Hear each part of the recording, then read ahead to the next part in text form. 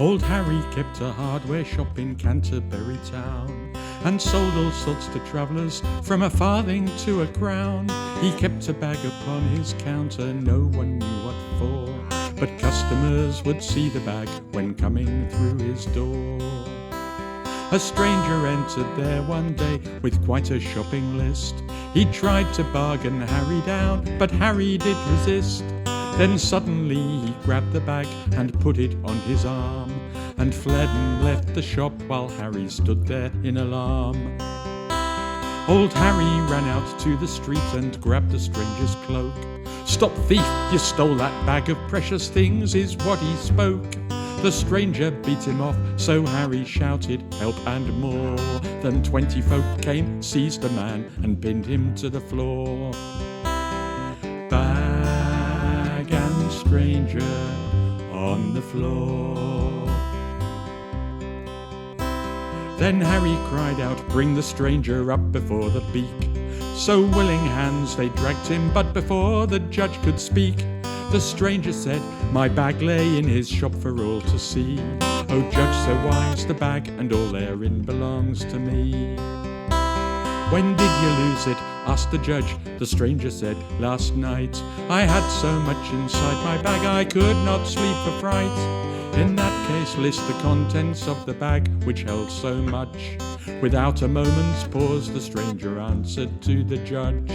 2 crystal glasses with gold rims, a handkerchief, a mouse, a pregnant cat, 2 beds, a racing horse, a country house, 2 burning torches, and of course my family, prepared to swear before you that this bag is mine, as I've declared. Bag of wonders, stand in awe. The judge turned to old Harry, saying, "How do you respond?" "I'll tell you, judge, what's in it," he replied, "my word's my bond. Inside's a fishing net, a shepherd's crook, a swan that flew in, a blacksmith's furnace, 2 men playing dice, a castle ruin, an army with its captains, and the city of Paris, and 1,000 monks will all attest the bag belongs to me." On hearing this, the stranger sobbed and cried out, "Judge so bold, the bag is mine and mine alone, as well as what I've told." The bag contains 4 chess players, a mare and foals, a gown, a ship with all its sailors, and 10 fortified walled towns, a blind man and a lame man, and 2,000 holy saints, who each will swear the bag is mine. He sat down looking faint. Bag of wonders, what's your fate? The crowd were filled with wonder at both parties' repartee. The judge asked Harry, "What's your answer to the stranger's plea?"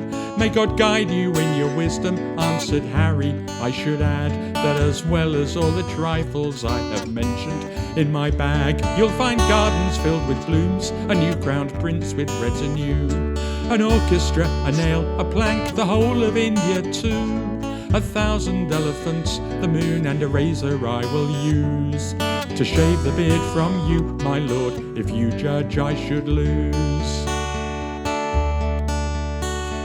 The judge looked both men up and down and said, "It seems to be you're either both a pair of rascals making fun of me, or else this bag is bottomless, a miracle through and through.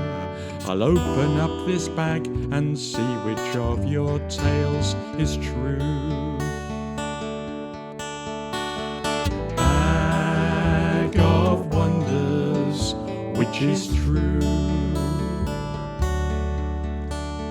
The crowd watched while he opened up the bag and found inside 5 cherry stones and orange peel, all curled up and dried. At once old Harry shook his head. "This bag's not mine, I see. It must belong to him, the lying stranger, it is he." The stranger took the bag, he walked off and was seen no more. But Harry turned and strode with head held high back to his store. Old Harry's neighbour followed. "Friend, why did you let him win? For now he gets to keep your bag, as if theft weren't a sin." Old Harry looked him in the eye, not so of one, you see. For in the minds of all that crowd my back will always be chock full of wonders, while the stranger's back will never own more than a piece of orange peel and 5 old cherry stones. Bag of wonders evermore. My bag's a bag of